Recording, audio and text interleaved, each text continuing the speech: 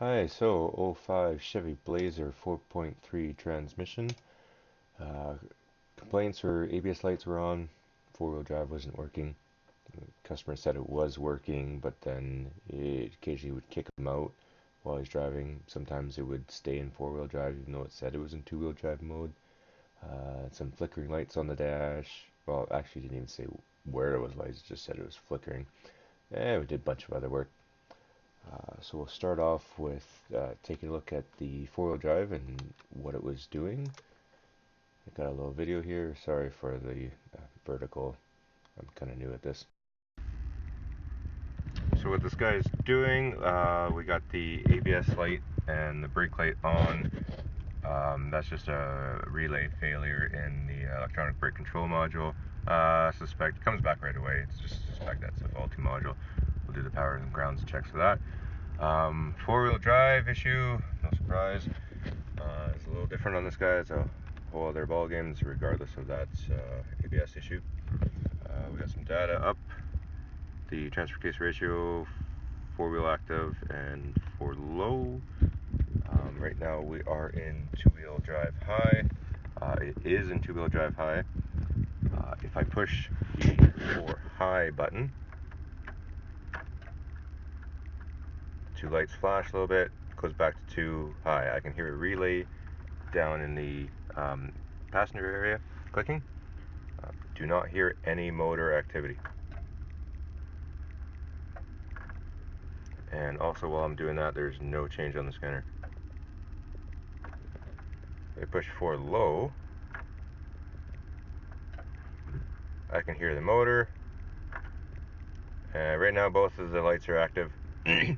And on the scanner it shows four-wheel drive active, but four-wheel drive low switch. Never said engaged at that time. Then if we push 4 high, I can hear the motor again, goes back to 2 high. Four-wheel drive says off. So now if we hit 4 low again, sometimes the lights go all out, but it does say four-wheel drive active. Push 2 high, says 2 high. Four-wheel drive no. Sometimes when we push 4 low, oh by the way, I am in neutral of course. We push 4 low, both are active, around there. If we push 2 high, it says 2 high. Let's see if I can do it again.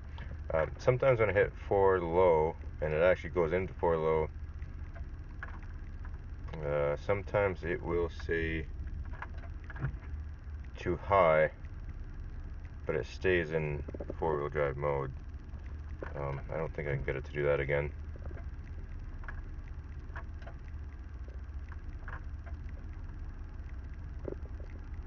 The lights went out again, just pushing the button again. I can hear the relay clicking when I do that, but I am still in four-wheel drive. It says 4 low, switch is off the entire time. We hit 2 high, so we can get there to act up, and it says four-wheel drive no. Sometimes I hit 4 low, it goes into 4 low. It is in four-wheel drive mode, and sometimes I hit 2 high, and then it'll say 2 high. But on the scanner, it'll say still four-wheel drive. When you're driving, it will still be in four-wheel drive until you drive a little bit, and sometimes it'll just kick itself out. But just do this quickly. So we're in four-wheel drive mode. We'll put her in gear. Lurch. Turn the steering wheel. And just start going. Get you on the scanner. And we will be hopping. And that is definitely 4 low. He's just not wanting to drive. And now we actually have four-wheel drive low. Light is on. That guy works.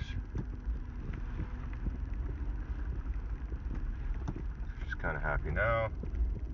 It's definitely 4 low. So we can hit 4 high. Shoot, yep, good. Down to neutral. We'll hit 4 high. Heard a motor, lights. It says 2-wheel drive high.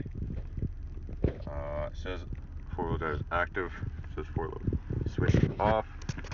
So same thing here. With a little bit of driving should kick it out of 4-wheel drive mode, back into 2 high. Yeah, I just did it right there.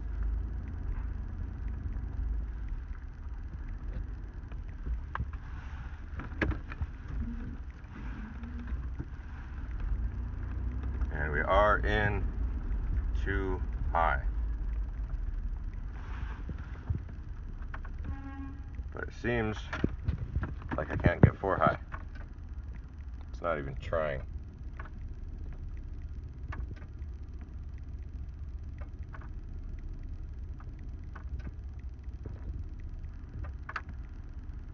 So we'll see what we can find with that.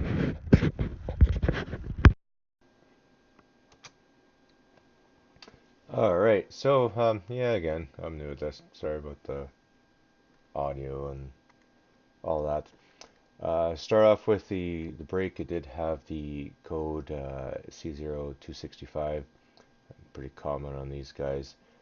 You pretty much always just throw a brake module at it when it comes back with it. In this case, it did. You clear the code, throw it in gear, move just a little bit, boom, comes right back on.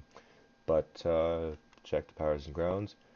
So pull up a wiring diagram for that guy, or well, we can look at code criteria if you want. It just says the ABS relay supplies battery voltage to the 6 solenoids. It's got applies grounds. Blah blah blah. The 2 codes are pretty similar. The conditions: it's on, greater than 6 kilometers, internal malfunction. And for testing, it pretty much says right down here that if equipped, where are we go? Down here. Yeah, it's pretty much just going to say replace the EBCM. But we will do a little more than that before we do that. So we'll pull up the wiring diagram for ABS. So there's a few fuses, but before all that, really just looking at this guy right here, electronic brake control module. We can see there's 1 power on this 1 connector, which goes to this fuse here, and then down here, I know it's not that well laid out. This is another connector. There is red, this goes up, this is another power, and black is the ground. I'm not even going to bother checking the fuses in the panel. I'm just going to go straight to the EBCM and do my testing right there. So we go to here, and this is the EBCM. It sits right on top of the actual hydraulic unit. These guys fail all the time. There's the power relay inside, and that's typically what goes. When it is just a circuit fault, you can luck out because you can change this just by itself. You don't have to actually open up any of the hydraulic lines. There's the 2 connectors on the side. This larger connector, it has the 1 power on it and has kind of all the data lines and all that. And then these smaller connector here has the main power and ground, which carries the actual current. When you're looking on this side here, you will see these 2 wires here going down to the hydraulic unit, and there's another connector right there. We're not after that guy. That's just the power and the ground for the motor when it's activating the motor. So the larger connector just has the 2 halves that just split apart. There's these little tangs, split them apart, and then you get access to the wires.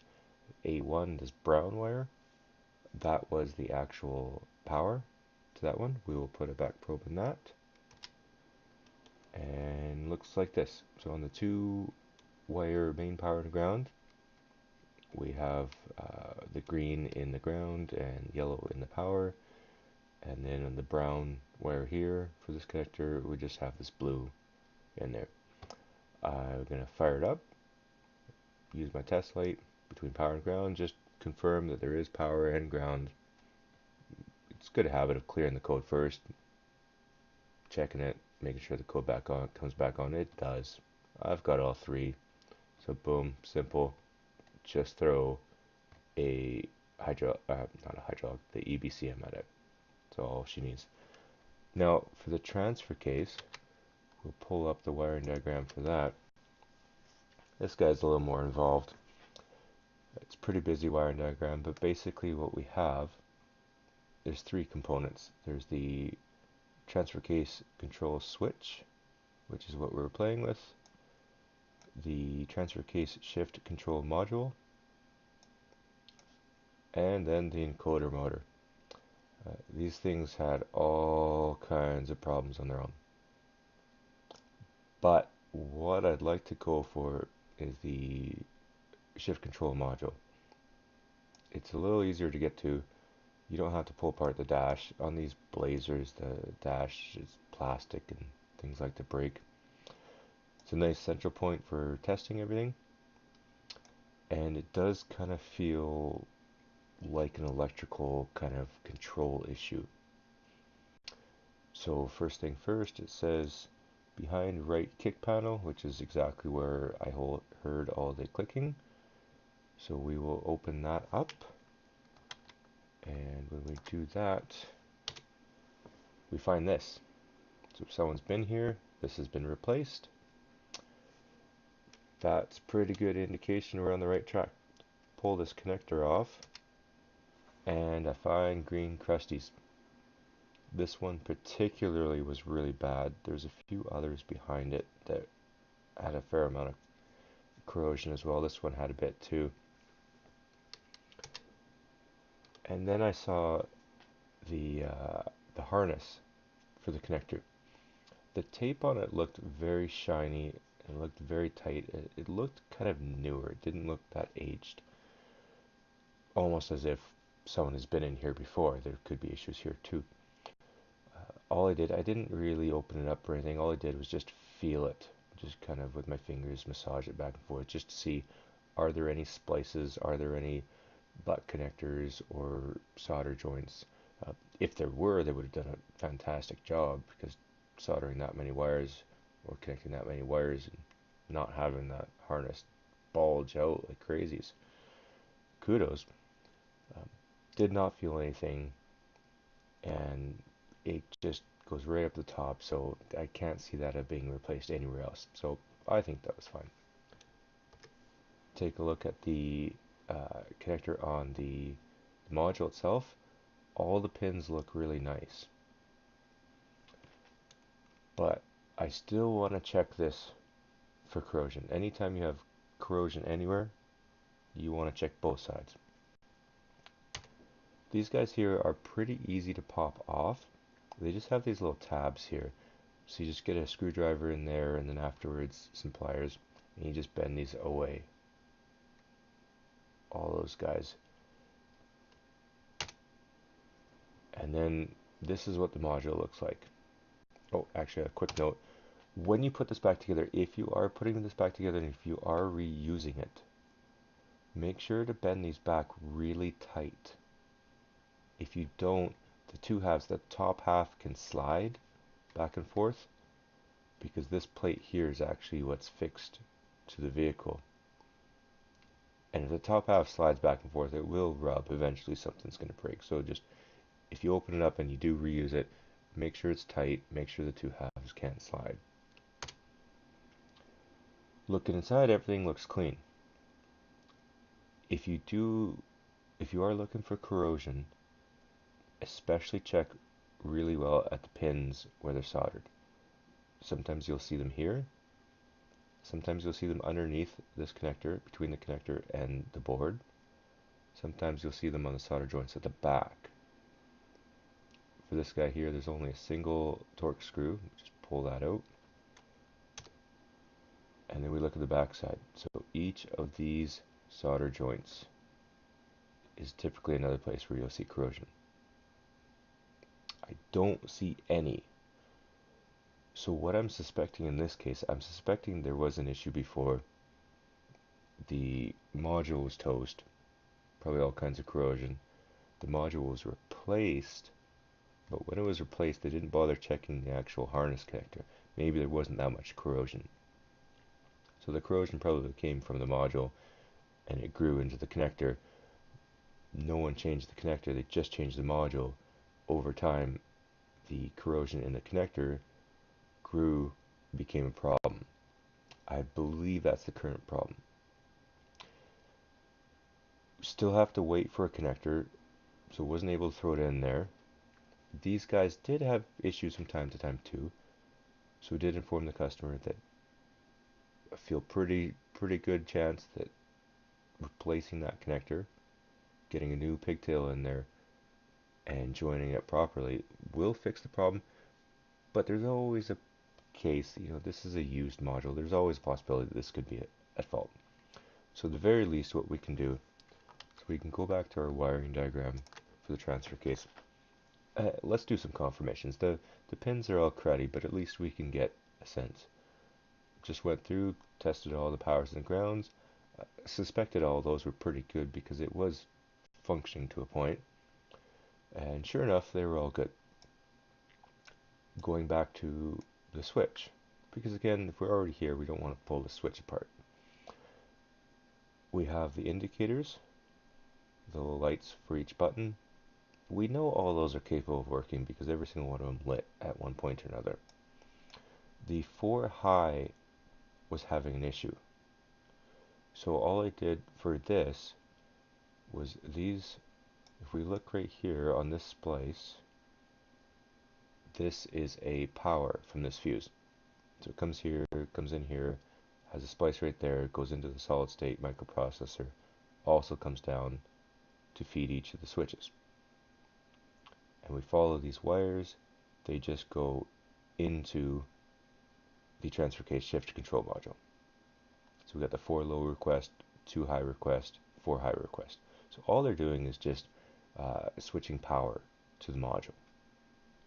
So I just looked at each of these pins to see, are we getting the power? We got it every time for every one of those.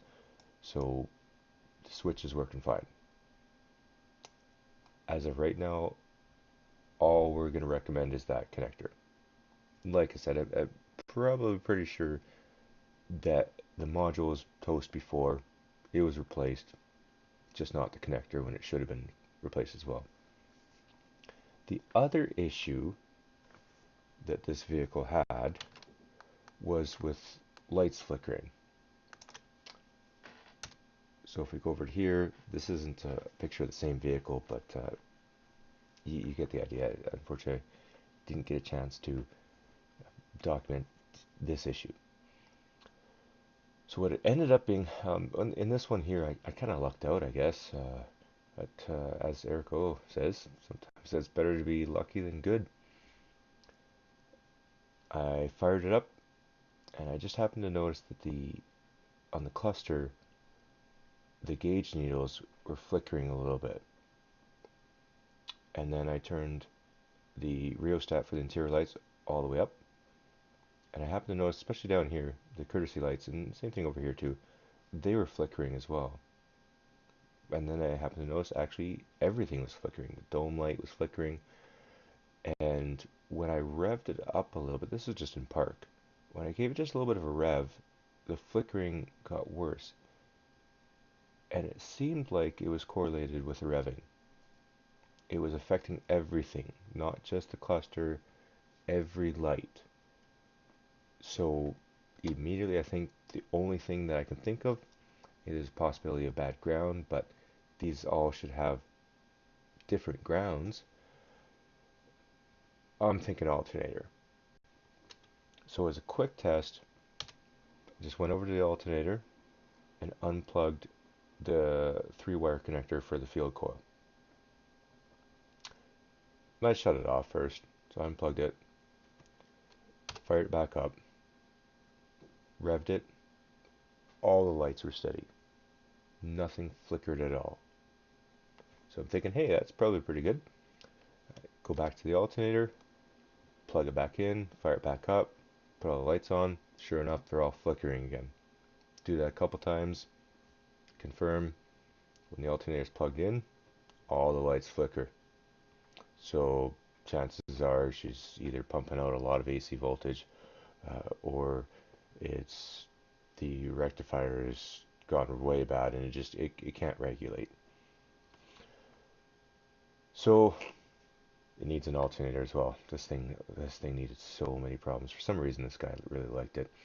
The AC compressor, when it came in, it had the defrost on, so the AC would cycle back and forth, and it made a horrible racket. You could grab the clutch plate here, and the whole thing would just wobble back and forth so much. It was so sloppy. The whole thing felt like it was going to grenade. Um, there's no fluid on the power steering dipstick. The tires are rubbing on the sway bar, just on and on and on. Yeah, this thing had problems. This here is actually the EBCM for a better picture of kind of where everything lies. Just sits right on top of the hydraulic unit. But yeah, so a bunch of issues for this.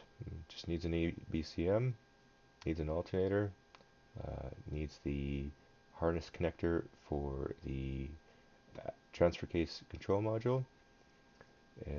Yeah, needs AC compressor. The list goes on. But yeah, it was a pretty good one to work on. And thanks for watching. Bye.